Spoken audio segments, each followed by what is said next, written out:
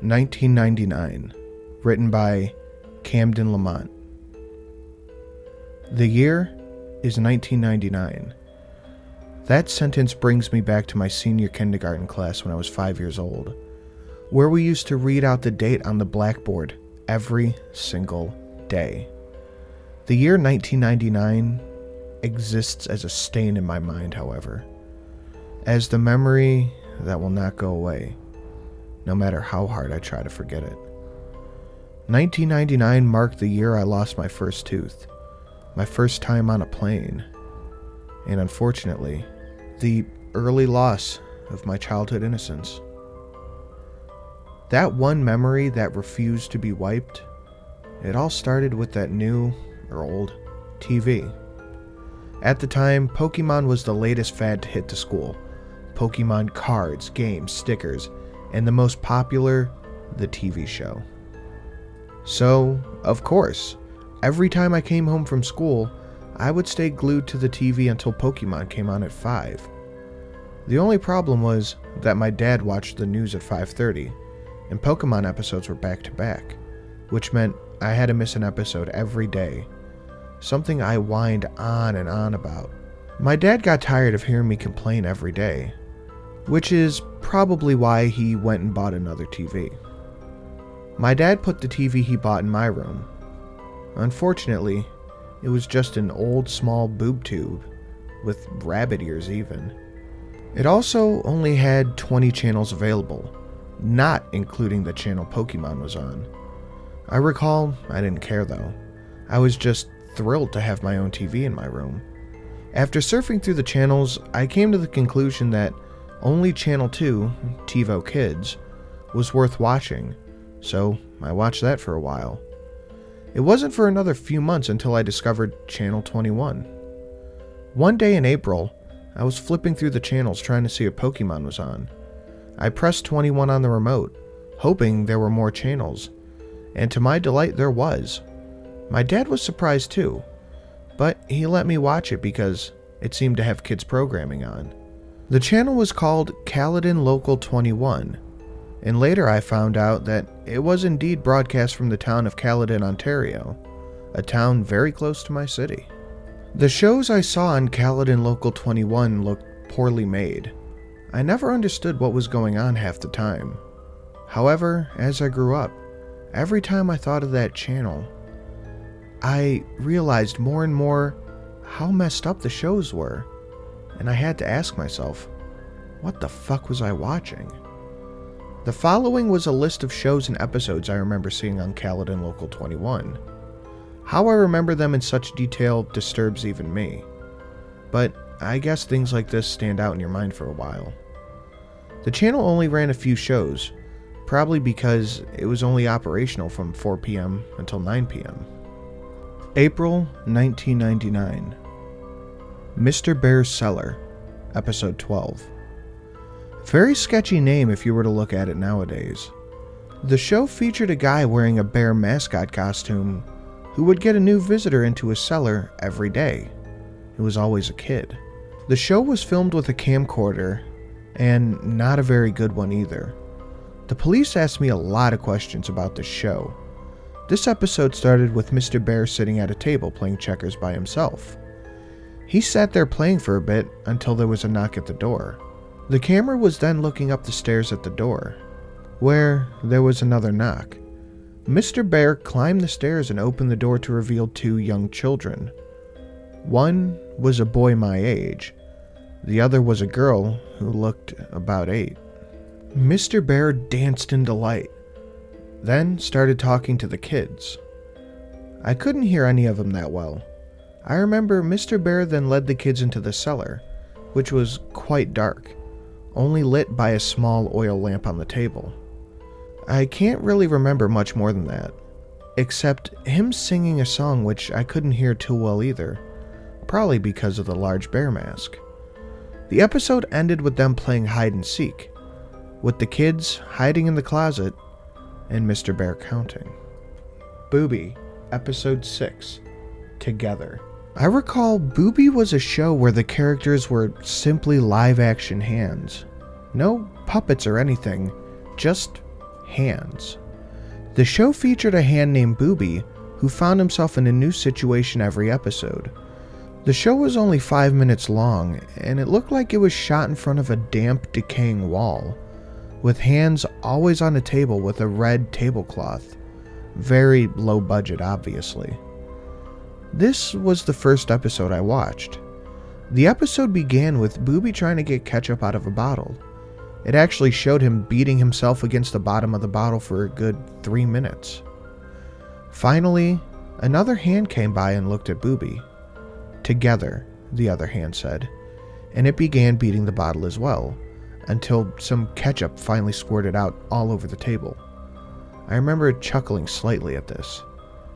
Then Booby stared at the ketchup mess for a few seconds, before turning to the camera as it slowly zoomed in on him. May 1999.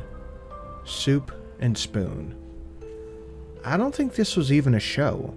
I think it was more of a movie special thing. All I know is that I stopped watching Caledon Local 21 for a while. I thought this show was too stupid, especially since Pokemon now came on between 4:30 and 5. I don't remember much of this, but it showed a can of soup and a spoon both attached to strings, swinging back and forth, as if someone was holding them and dangling them in front of the camera. Interestingly enough, the show was shot in a basement, which looked just like the one used in Mr. Bear's cellar. Like I said, I can't remember much. The only thing I can remember clearly was the ending. The entire thing was only a half an hour, and just included stuff which I found stupid, such as the spoon chasing the soup around trying to eat him. The ending showed a table with 7 kids sitting around it, each with a bowl of soup in front of them. They were sitting and looking at the camera, but with confused, almost frightened faces. The cameraman held the can of soup in front of the kids and said, "Spoons ready?" And then it just stopped. July 1999. It was summer and I hadn't watched Channel 21 for a while, until one day when I slept over my friend's house, and I decided to check it out again. My friend had gotten a TV in his room for his 6th birthday, so we stayed up very late. For us, 9:30 was very late. And watched TV. That's when I remembered Channel 21 and brought it up to my friend. We decided to see if it was on, and to our surprise it was. They must have changed their broadcasting time. Mr. Bear's Cellar, episode 23. This episode was entertaining for my friend and I, mainly because it had swearing. However, now that I think of this episode, I realized something was definitely wrong when it was filmed. The episode started with the camera on its side, while it was facing Mr. Bear, who was walking upstairs to the cellar door. The camera then blacked out for a second, before fading back in, upright, and facing Mr. Bear. There was also another kid talking to him, but this kid looked about 11 or 12. He was talking to Mr. Bear for a while. I couldn't hear well, again it was a crappy camcorder, until the kid started raising his voice. The kid was saying how it was late and his sister had to go home. You also could hear more voices in the background. I remember Mr. Bear clearly saying, "Get the fuck out, you're not invited," in a deep voice muffled by the bear mask. I remember my friend and I looked at each other and laughed at the mention of the forbidden F word. But the episode got weirder. The kid began climbing the stairs before turning around and saying how he was going to call the police. Mr. Bear began breaking into a run towards the kid, who started screaming and running as well. The camera cut out, and that was the end of the episode. The channel then turned to static shortly after. Booby, episode 42. Playing with Scissors. One rainy afternoon, I was bored, so I decided to watch Channel 21. When I started watching, some show about a guy sitting in an armchair was just finished. I forget what that one was about though. When I first saw the episode, I thought it was for teenagers because it had blood in it, and it was very gross. When the police told me everything, I now know who the blood belonged to. The episode showed Booby in another hand with a ribbon around the pinky finger, Booby's girlfriend. Booby was holding scissors and hopping back and forth, while his girlfriend slowly swung around aimlessly. Another hand shot into the scene. This hand was smaller, though, and jerking around violently, as if someone under the table was forcing the hand. I later found out that this was the case. "Scissors are very dangerous, kids, so hold on very carefully," Booby said to the camera. I noticed I could also hear muffled screams, but I wasn't sure where they were coming from because of the bad sound quality. Booby's girlfriend grabbed the smaller hand, which was thrashing about, and Booby went at it with the scissors. He started with the thumb. He opened the scissors wide and clasped them onto the thumb. Blood began oozing and the muffled screams grew very loud. My 5-year-old self was grossed out and decided that maybe Booby was a show meant for teenagers or grown-ups. Then, the scissors got to the bone. A horrible crunching noise was heard. That's when I turned the TV off. I never discussed it with my dad because I feared he would limit my TV time. August 1999. I didn't want to watch Channel 21 after that. In August, I grew more curious to see Mr. Bear's cellar for some reason. The last episode I saw of Mr. Bear's was weird and had swearing, which also made me think it was a show meant for teenagers. Nonetheless, I flipped to Channel 21 when my dad was busy. Mr. Bear's Cellar, episode 28. Apparently this episode had been playing for the entire month of August. It was studied a lot by the police. The entire episode was just Mr. Bear sitting in a chair talking to the audience. "Hello, kids. Do you want to visit my cellar? If you do, please write me a letter to this address." The screen then switched to a white screen with multicolored letters reading the address. And that was what remained of the rest of the episode. This repeated for 5 hours every day until September. And guess what I actually did? I sent Mr. Bear, or that sick bastard who portrayed him, a letter. I did it out of curiosity mostly. My dad was okay with it because he thought it was a legit kids show. Then again, he never saw any of what was on Channel 21. When I wrote a letter using my best writing possible, I just said how I wanted to meet Mr. Bear, so my dad sent a letter to the address. Mr. Bear said on the show, it stayed on all day for some reason. It took about a week to get a response, which I was surprised when I did. I still have the letter I received on August 15th, 1999. The letter read, quote, "Dear Elliot, thank you ever so much for your letter.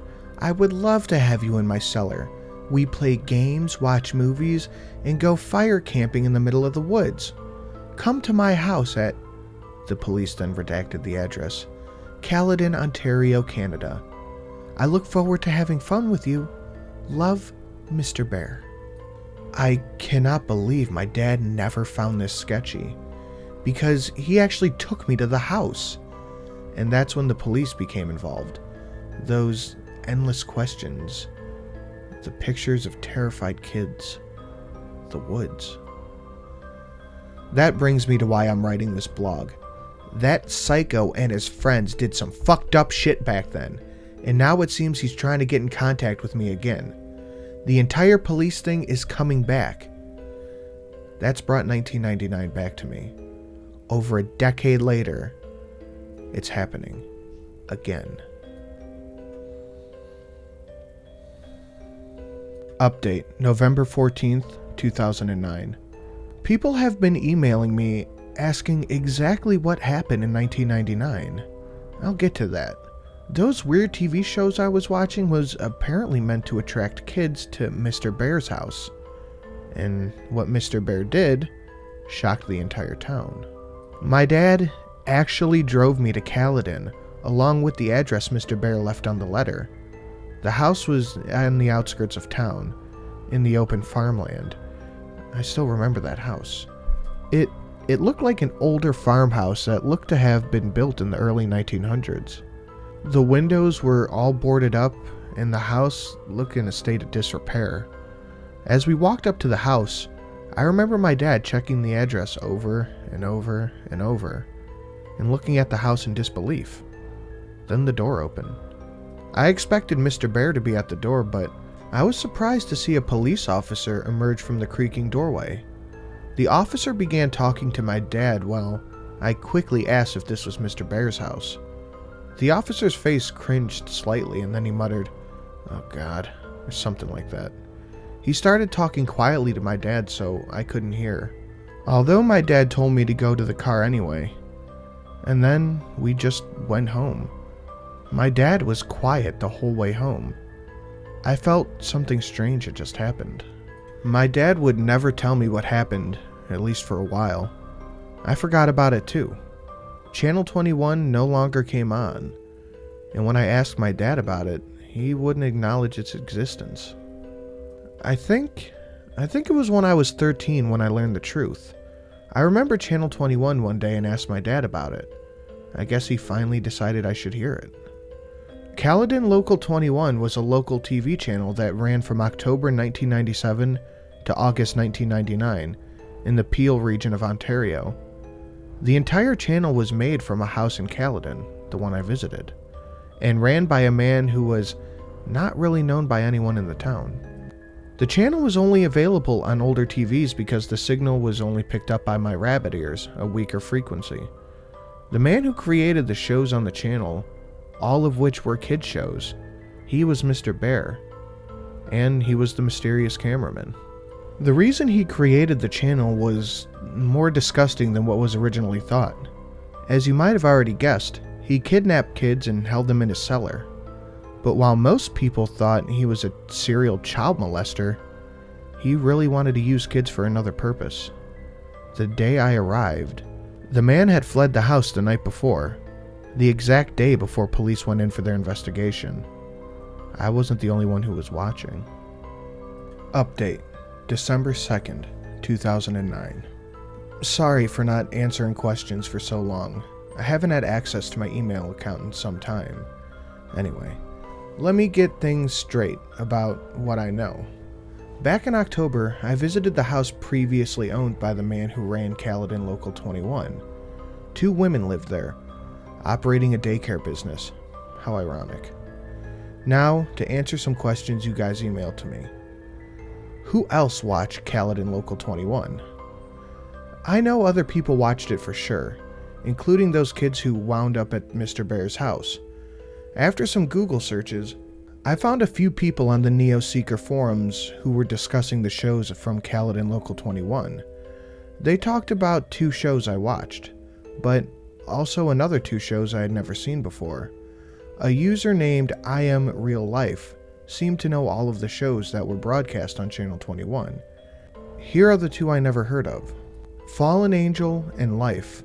I Am Real Life described it as a fairly boring show about a guy rambling on and on in front of the camera about how we must please Satan and appease him before it's too late. Paint with the soul. I Am Real Life and another user called Siggy92 were discussing the show.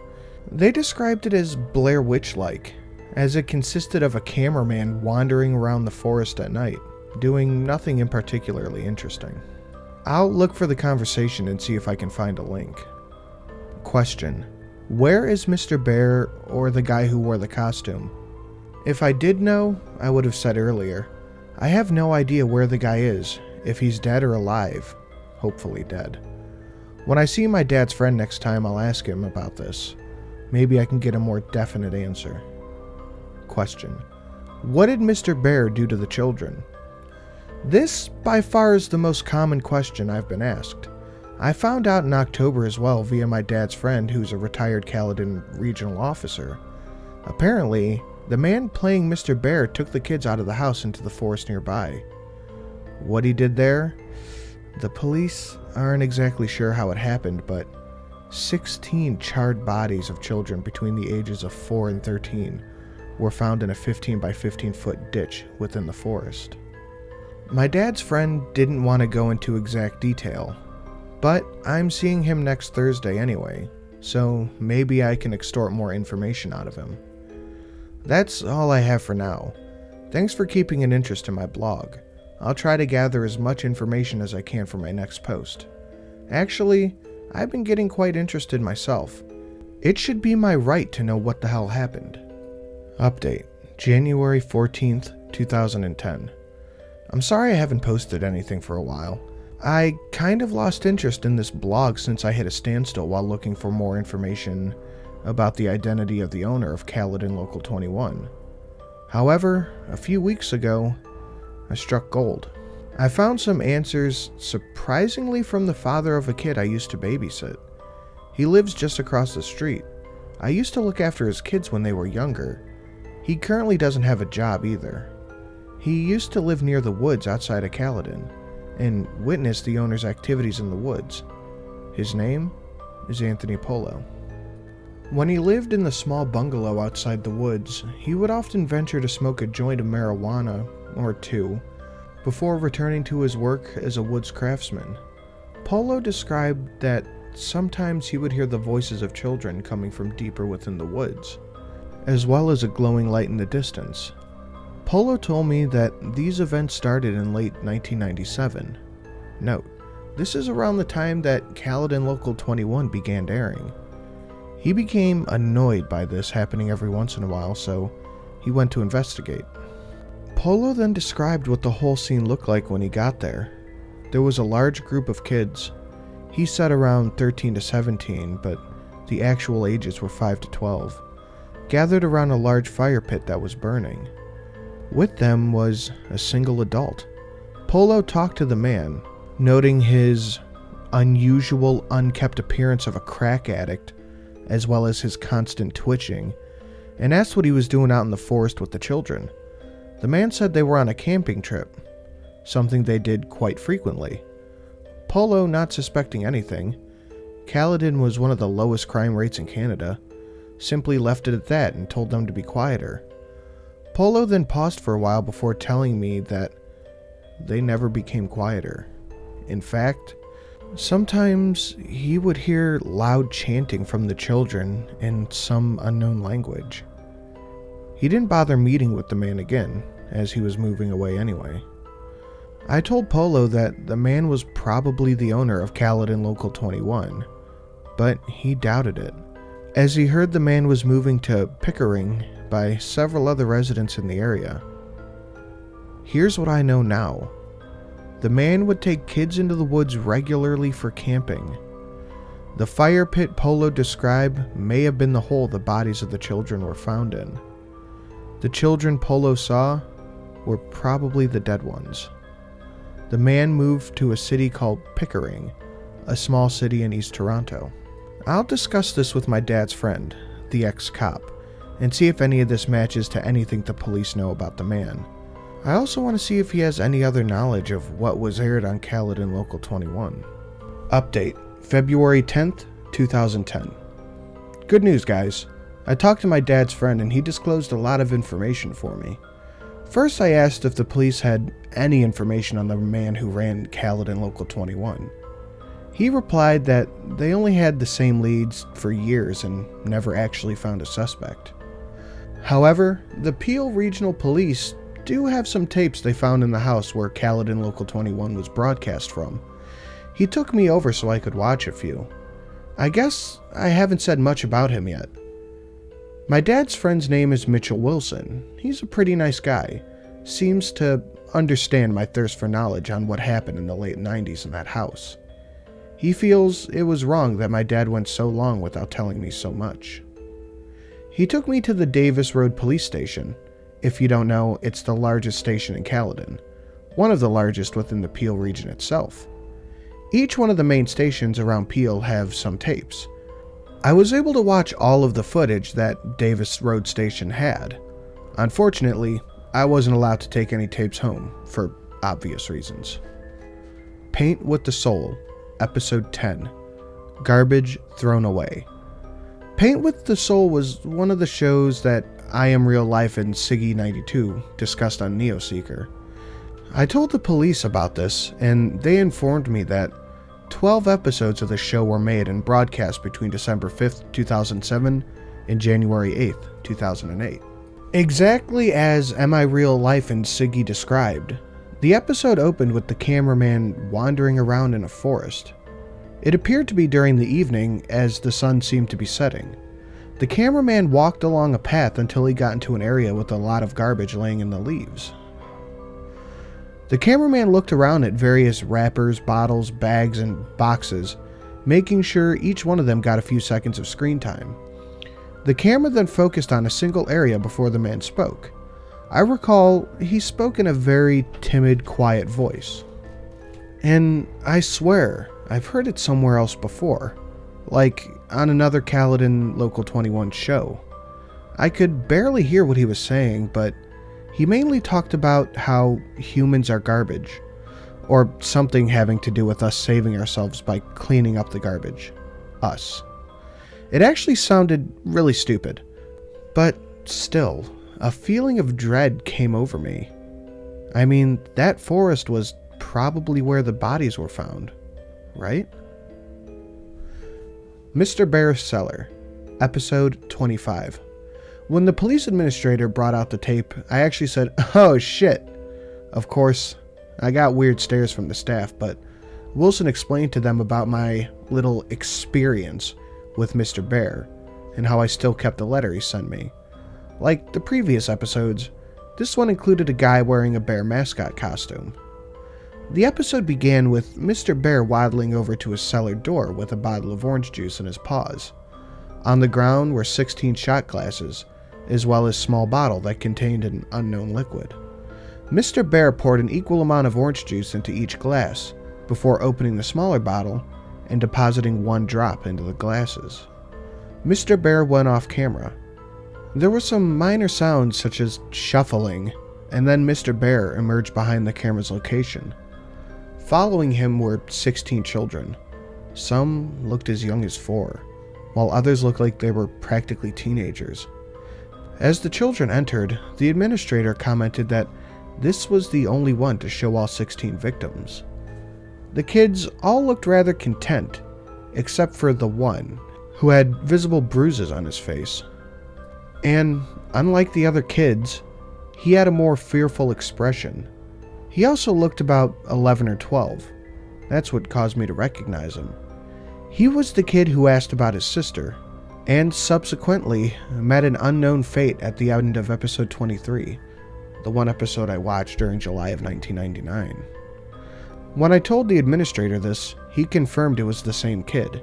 He was also featured in episode 24, an episode that only aired once at 3 a.m. in July of 1999. The police still haven't found the tape. Mr. Bear then broke out into song, singing about citrus fruits and how good vitamin C was for you. I could barely hear the lyrics, they were muffled by the bear mask. All kids drank their juice, the one from episode 23 doing it rather reluctantly. Then, the episode ended. After viewing the tapes in possession of the Davis Road Police Station, I'm satisfied, but only temporarily. I still want to know the full story. The police just keep giving me the same crap about the creator of Caledon 21, being a fetishist pedophile, as well as an apparent cultist. I'm gonna sign off for now, get into university first and get more information later. Hopefully, I'll get back to this blog as soon as possible. Update, May 8th, 2010. Last month, I finally got my G2. In Ontario, Canada, this allows you to drive in a car by yourself, as well as with some passengers after 6 months. I, of course, took advantage of this and took a drive down into Caledon for a little Sunday drive. Since I haven't updated the blog in a while, I figured I might as well visit the house where the infamous channel of my childhood was located. The house looked different than when I last saw it in October. The place was no longer used as a daycare and just sat there, abandoned. However, it did have a for sale sign, showing that someone still owned it and wanted to get rid of it. The abandoned house drew fuzzy memories in my mind, mainly of the day my dad took me to visit Mr. Bear. A feeling of dread came over me.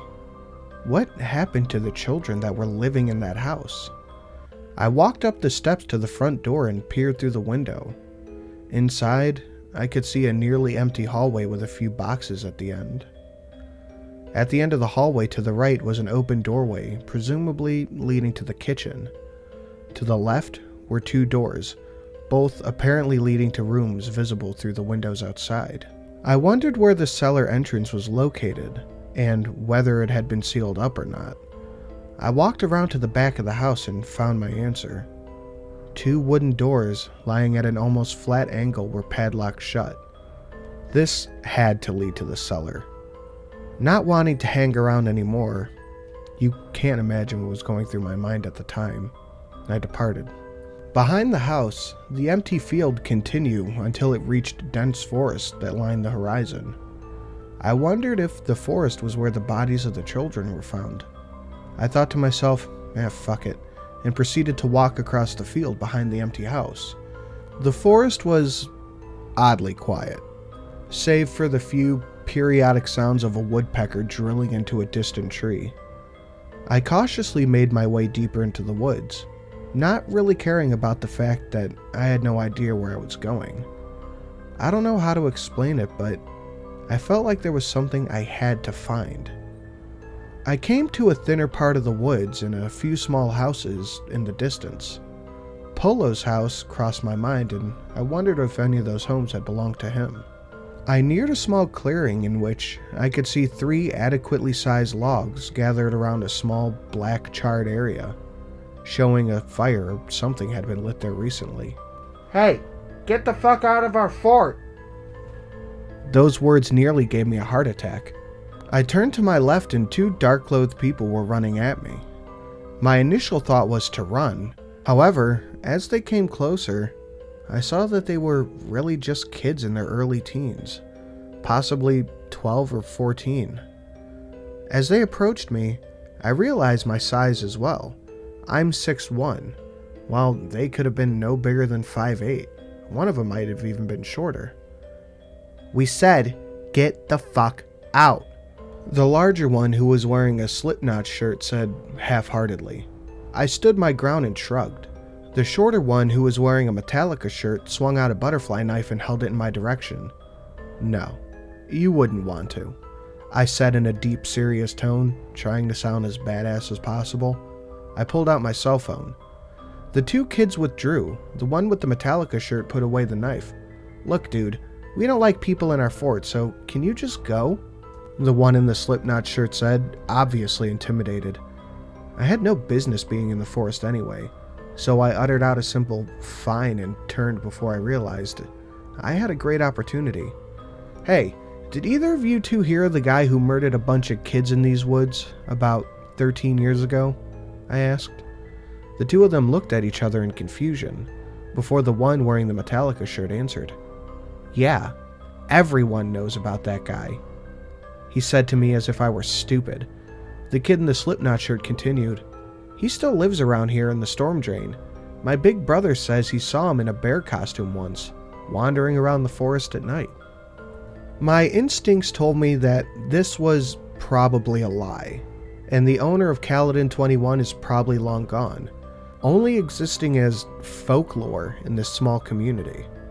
However, as a human, the thought of the mysterious unknown sparks an interest within. And where is this storm drain? I asked out of curiosity. I didn't actually believe the kid's story. The kid in the Metallica shirt stared at me for a few minutes, his eyes seemingly full of annoyance, yet curiosity for me. You're not from around here, are you? Why did you even come here? Now, I admit, I was slightly startled by the nature of this question. However, I figure I might as well explain why I'm there, just in case people mistook my intentions. I told the kids about my experiences with the man from the Caledon Local 21, and that I thought I had come to seek out some sort of closure, although even that I wasn't exactly sure of. The kids seemed familiar with the channel as they smiled and looked at each other when I mentioned it. They also seemed to be growing more understanding and gave me a detailed description of how to get to the storm drain. Shortly after, I decided to turn around the way I came and head back home, leaving the kids at their fort. But you're probably wondering why I left out such detail about what the kids told me. Well, it's because I'm choosing to conclude with what I've gathered. Here's what the kids told me in detail.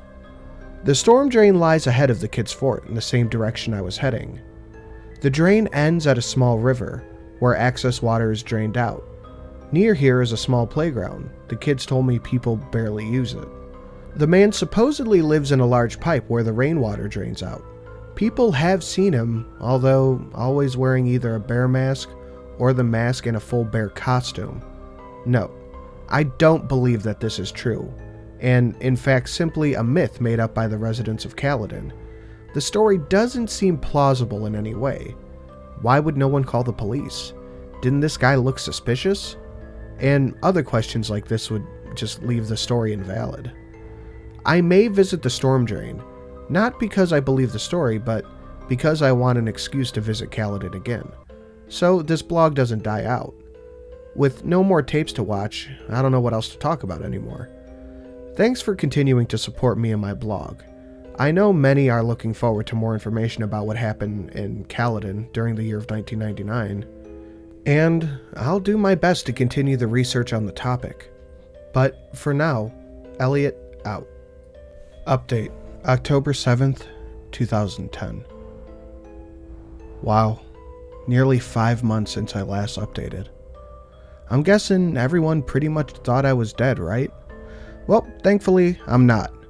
But in all seriousness, I have been really busy these past few months, and a blog about something that could have killed me as a kid is a little low on my current priority list.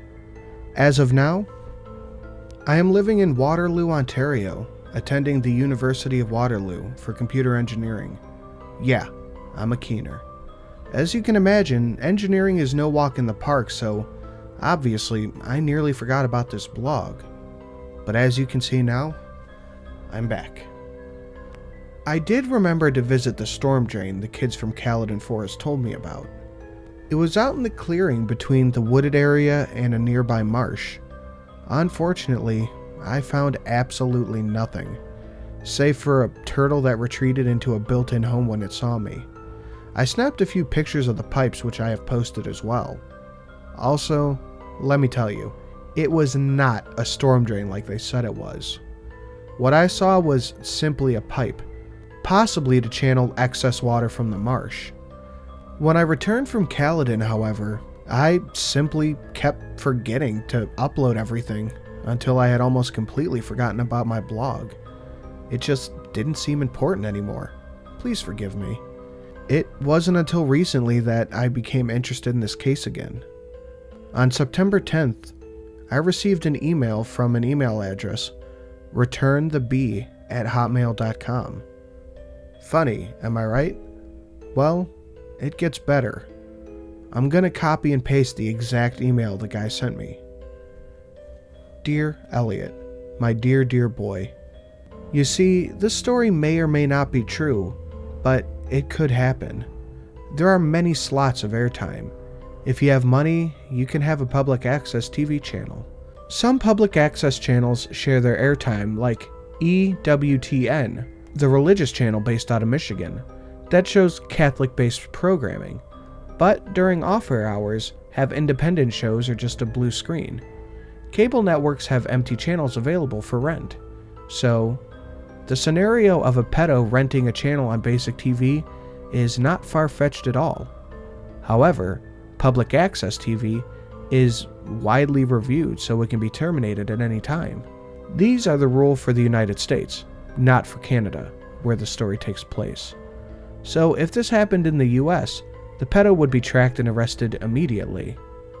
Yes, this story could happen, but it's unlikely. 100 fuzzy hugs. Mr. Bear. Now, obviously this letter is fake and sounds almost corrupted, but still, I would like to thank whoever sent it, though they could use some English lessons. Just reading this letter creeped me out, and because of it, I am now full of interest in the story again.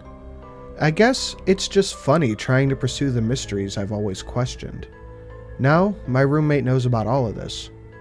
He thought the letter was real and actually seemed more scared than I was for a second.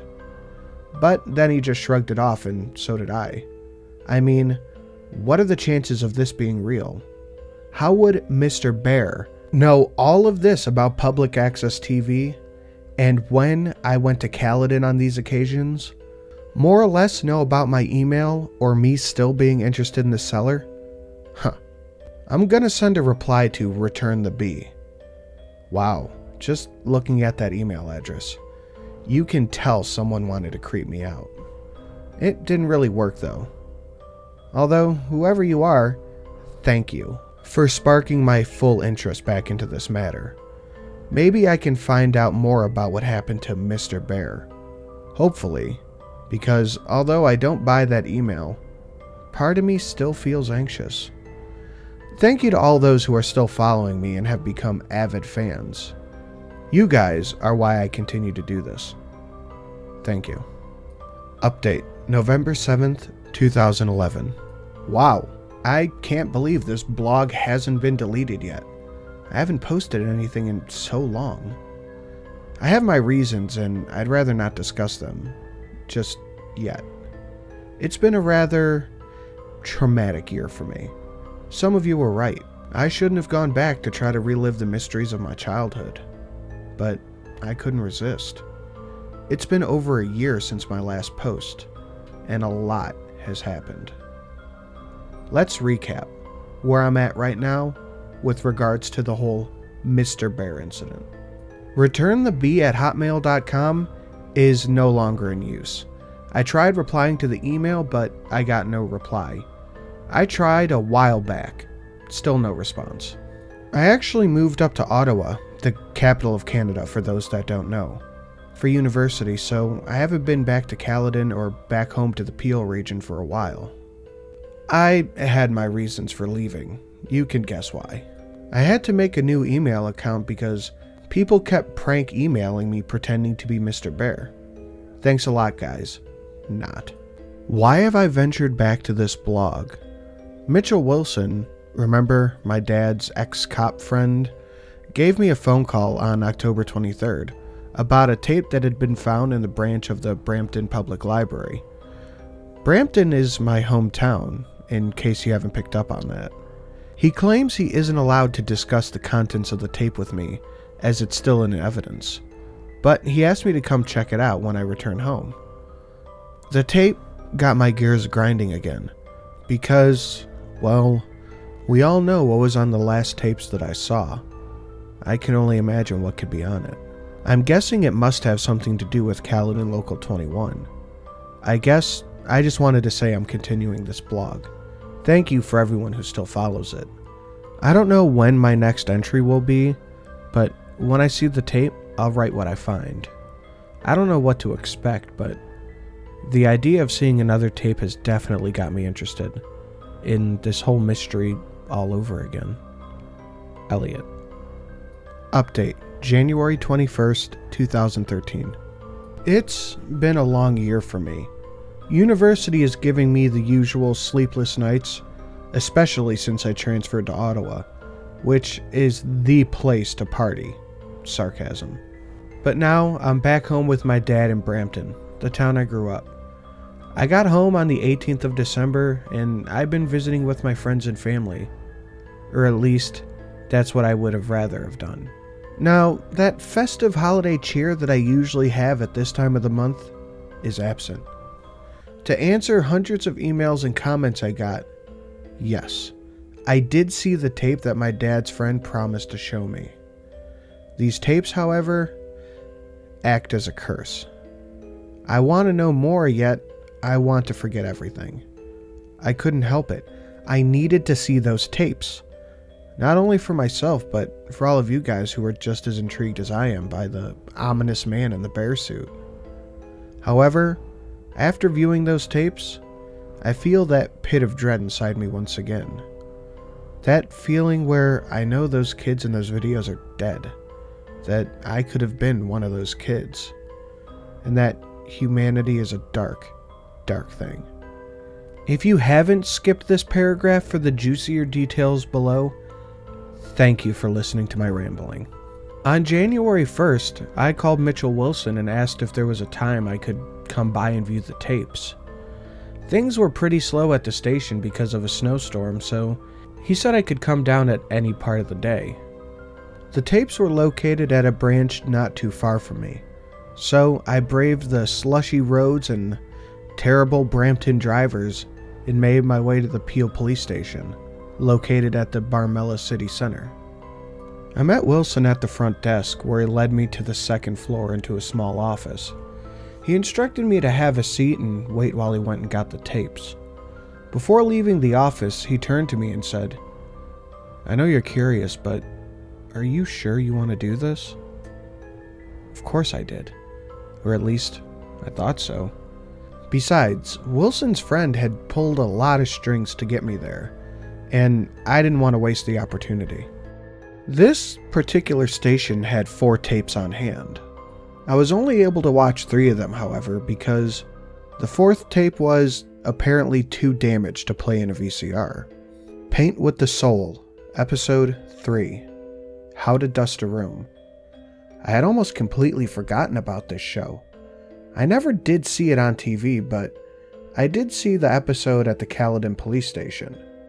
The episode opened up with a cameraman panning around a small empty room. There was a window on the wall opposite the door. Outside, it was light out. The cameraman walked towards the window, revealing a small clearing before a dark, thick forest about 15 feet away from the window. The cameraman panned around to face the door and finally spoke.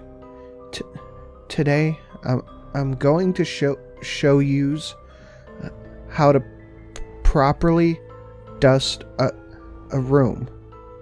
I recognized the cameraman's voice as the same one as before.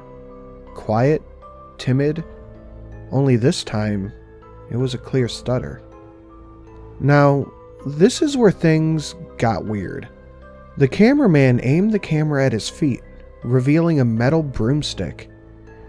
He then grabbed it with his free hand. A hand that was clearly that of a white male, so it was easy to see all the fresh and bright blood that covered it. The man then explained that in order to get the room nice and dusted, you had to make some sacrifices. And with that, the man began to smash the white plastered ceiling with the broomstick. Soon, there was a pretty significant hole in the ceiling, revealing the wooden slats that would have made up the roof. The floor was pretty messed up with chunks of ceiling littered all over the place, as well as a coat of plaster from the ceiling. The man aimed the camera at the floor and began to smash the larger pieces with his feet. The man then backed up to the door, having the camera show the entire mess he had created. And now the room... The episode ended before he could finish. Wilson warned me that the next 2 tapes were more disturbing. I insisted to keep watching, although a voice in the back of my head told me that I shouldn't. Booby, Episode 30, Children of the Light. It was Booby, one of the shows I actually watched as a kid. I had never seen this episode before, and now I wish that were still true. The episode opened up the same way every other episode I had seen. An adult hand, Booby, rocking back and forth. After a few seconds, Booby turned towards the camera and said, "Songs are sung the best when sung by children." The hand then disappeared out of view of the table. After a few more seconds, the picture suddenly cut to outside, aiming at a bonfire in a small pit. It was nighttime and it appeared to be in a small clearing in the forest, although it was hard to tell because of the camera quality. The camera then zoomed in onto the fire, which was burning steadily. Suddenly, a human hand was forced into the fire by a pair of adult human hands. The hand was small, presumably belonging to a child, and it was held firmly in place by 2 other hands. The sound was absent for the first few seconds, until a song started to play. The song I recognized from my childhood. I would sing it in church or at school. I went to a Catholic elementary school. If you didn't know, here's a link to the song, The Children of the Light. The song began playing as the hand was being held to the orange flames. It continued as the hand struggled to escape the one of the larger grip. It continued as the flesh of the hand began to turn beet red and start to peel away. It continued as dark smoke began rising from the hand. It must have taken only a few minutes for the hand to become blackened, save for the instance of white bone visible under the charred flesh. Fuck. That image is gonna be burned into my mind. The hand was now limp. It no longer moved. The episode then just ended. Mr. Bear's Cellar, Episode 30. Mr. Bear never ceases to disturb me, especially after what almost happened when I was younger. This episode took place outside in the dusk, making it slightly harder to see, especially considering the lower quality of the film, a trademark of anything from Caledon Local 21. The episode started with the camera being held in the paws of Mr. Bear, aiming it at himself. That bear mask. It looked even more sinister in the shadow of the trees. The unmistakable muffled voice spoke up. "Hello, children. Today, we'll be doing a wonderful thing for my friends. We'll be delivering them to a faraway land where they will surely be happy." Mr. Bear then turned the camera around to show an ATV with an attached trailer. But what stood out the most was that the trailer contained the 7 bodies of motionless children, all of them laying side by side. "This is the first load, but more will be on their way soon." Mr. Bear then turned around and pointed the camera at a large burlap tarp spread on the ground. He picked up the tarp, revealing a large hole that must have been at least 12 feet deep, maybe 15 feet wide. The rest of the episode consisted of Mr. Bear picking up each child and dropping him in the hole. I asked Wilson if they were dead, to which he shook his head and replied, "Not yet." Soon, all the kids were in the pit. Some were in awkward positions due to being tossed in, but they remained unconscious. "The vitamin C will surely help these children enjoy the great journey that awaits them," Mr. Bear mentioned as he panned the camera towards multiple bottles of gasoline beside the brush. The camera then zoomed in on the bottles as Mr. Bear hummed. Then, the episode ended. Wilson revealed to me that these were the 7 of the 16 victims found burnt to a crisp. The gasoline is what the man playing Mr. Bear used to light them on fire. A pit full of burning children. Who the fuck would do that? That feeling of dread found me once again when I realized I could have easily been one of those kids. Wilson then explained to me that he had previously lied. The other tape that was confiscated by the Bramalia police branch did indeed work, but it contained the filming of the actual burning. However, he felt that I wouldn't be able to handle the, quote, graphic and disturbing, end quote, nature of the episode. And you know what? Maybe I can't. I don't even want to see it. I'm satisfied for now, but I need to get some time to get myself together. The thing is, the man who ran Caledon Local 21 is still out there. More to come soon. Elliot, signing off for now. INRI. Once upon a time, there lived a boy named Elliot.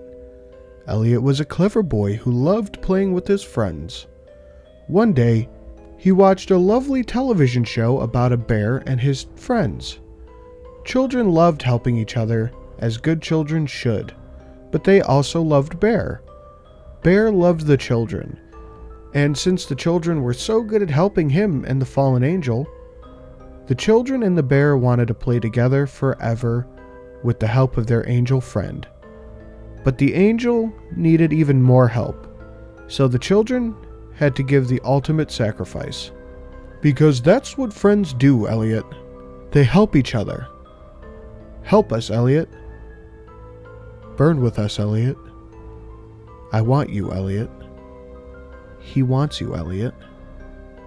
Come back to my cellar.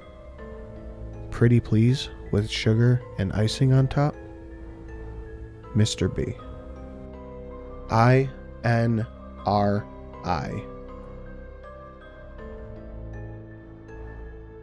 Update, April 5th, 2014.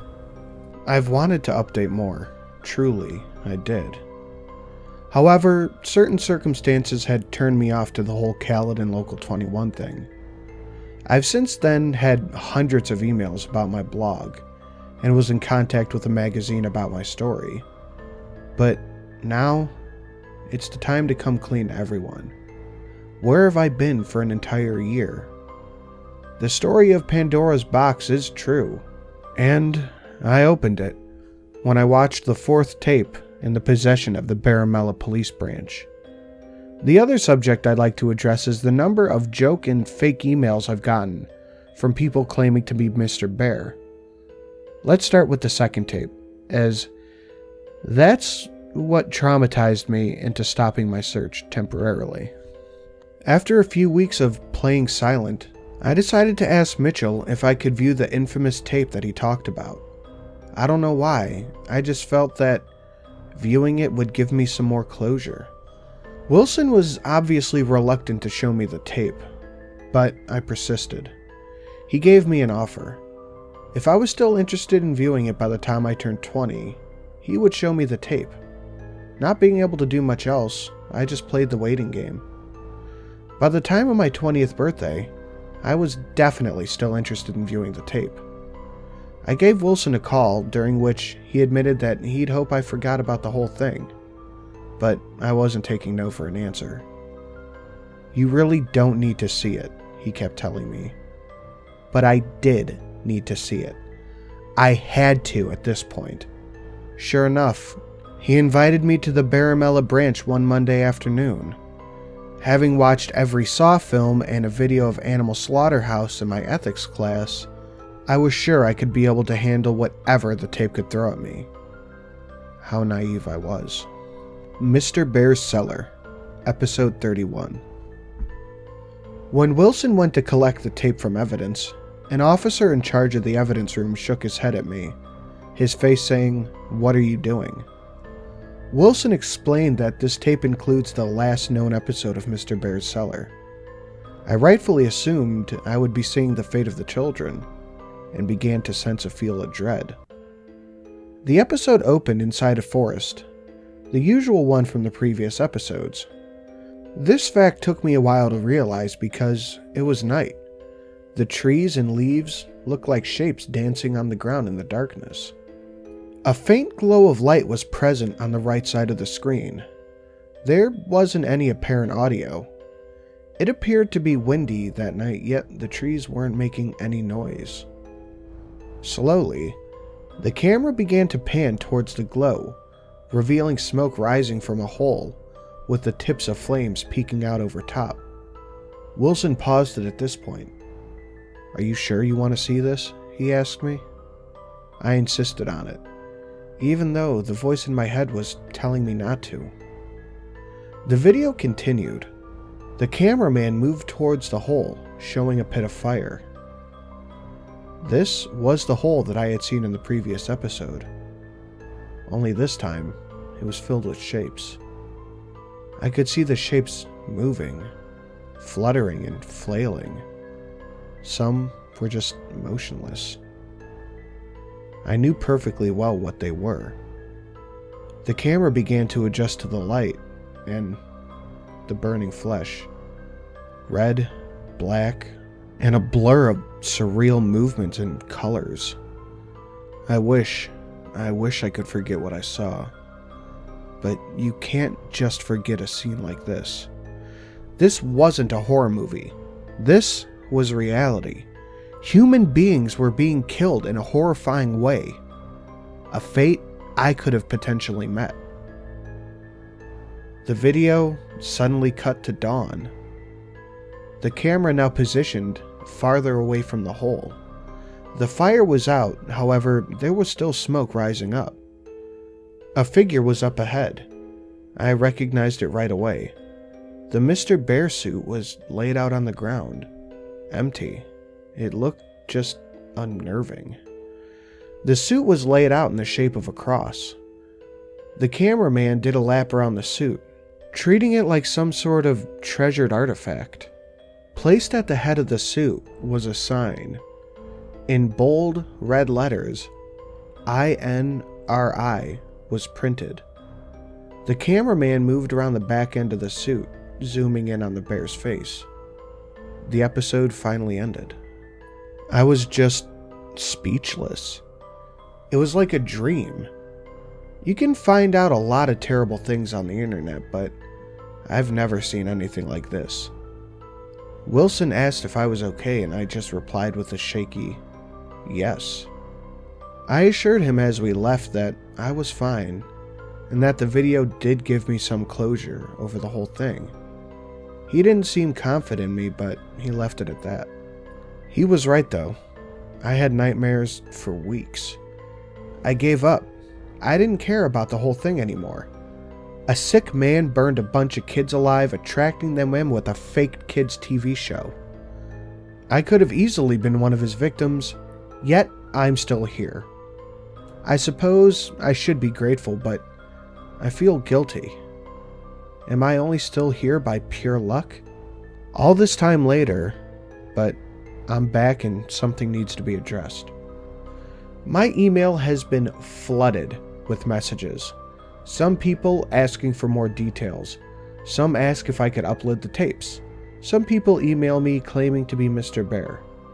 First, I cannot get the tapes uploaded, as they're A, in police possession as evidence, and B, I have no idea how to transfer them from VHS onto a computer. As for the people pretending to be Mr. Bear, you're not fooling me. When you have dozens of people pretending to be the same person, it doesn't work. I've even seen a fake Caledon Local 21 YouTube channel, which is cute but still not real. Even more annoying is the fact that someone hacked into my account just to put a demented poem about me on this blog. I'll leave the entry above just to show you guys. I've contacted my webmaster about the entry, and he told me it was posted on Halloween. Ooh, spooky. Attached to it was the email paintwithb@aol.com, which I assume is another joke email. The images of what I saw will stick with me for a while, but I do want one last hurrah. I'll get in contact with Mitchell again, and hopefully get something set up with the tapes in the possession of the other Peel Region police branches. I'll try to update you guys as soon as I can. I'm sure this won't take long again. Thank you to everyone who still reads this. Elliot.